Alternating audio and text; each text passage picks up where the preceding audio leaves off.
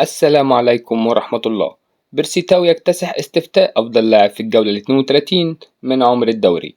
رابطة الأندية تؤكد أن درع الدوري الجديد سيتم تصميمه الآن في إنجلترا في أحد أكبر المصانع، وسيتم تسليم البطل الدوري في الموسم الجديد وليس الموسم الحالي. سيكون مصنوع من الفضة ووزنه 12 كيلو جرام. رابطة الأندية تعلن انطلاق اسم دوري النيل على الدوري العام لمدة 3 مواسم بعد حصول شركة النيل العقارية على حقوق الرعاية.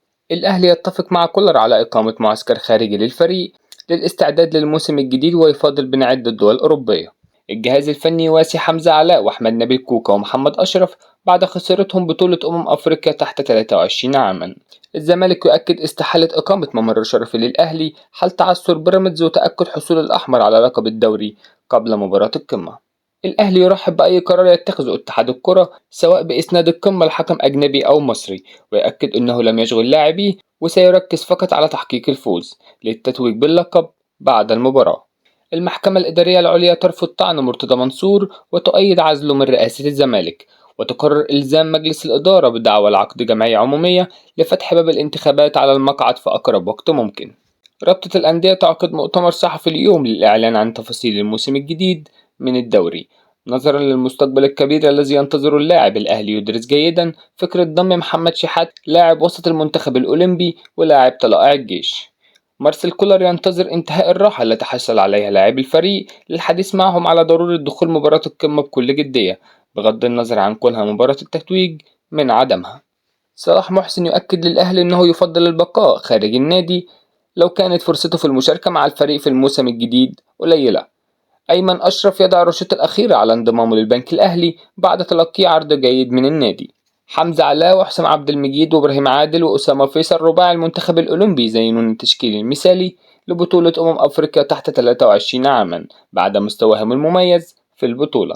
أندرلخت البلجيكي يبدي إعجابه الشديد بمستوى إبراهيم عادل لاعب بيراميدز والمنتخب الوطني بعد مستواه المميز في بطولة أفريقيا، ويدرس التعاقد مع اللاعب، وبيراميدز يؤكد أنه لا يمانع رحيل اللاعب بشرط الحصول على 5 مليون دولار.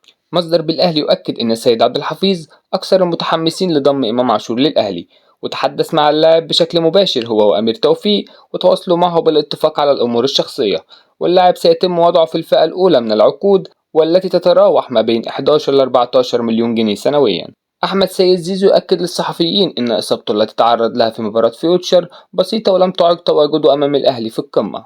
الأهلي يتفق مع كولر على ضم إمام عاشور ومحمد رضا بوبو معا والتراجع عن صفقة محمود حمادة، وذلك لتعويض رحيل حمدي فتحي. رابطة الأندية تؤكد أن الأهلي لم يستلم درع الدوري في مباراة القمة إلا لو فاز سيراميكا كليوباترا على بيراميدز اليوم وحسب اللقب للأحمر رسميا قبل القمة. فيوتشر يشترط الحصول على 30 مليون جنيه للاستغناء عن محمود مرعي للأهلي. مارسيل كولر يرفض الاستعجال في حسم أمر كريم الدبيس ورأفت خليل، ويقرر منح الثنائي فرصة أولا قبل الرد على العروض التي وصلت لهم. بيراميدز يهني إبراهيم عادل بعد حصوله على أفضل لاعب في بطولة أفريقيا تحت 23 عاما. إبراهيم عادل يهدي جائزة أفضل لاعب في البطولة أفريقيا لزمائله، يؤكد أنه لم يقصر أحد وأن هذا الجيل سيقدم الكثير لمصر في الفترة القادمة. مرتضى منصور سنخاطب الكاف بالمشاركة في دوري أبطال أفريقيا مثل ما حدث في الموسم الماضي. لا تنسوا الإعجاب بالفيديو والاشتراك في القناة تشجيعا لنا لنستمر بنشر المزيد إن شاء الله.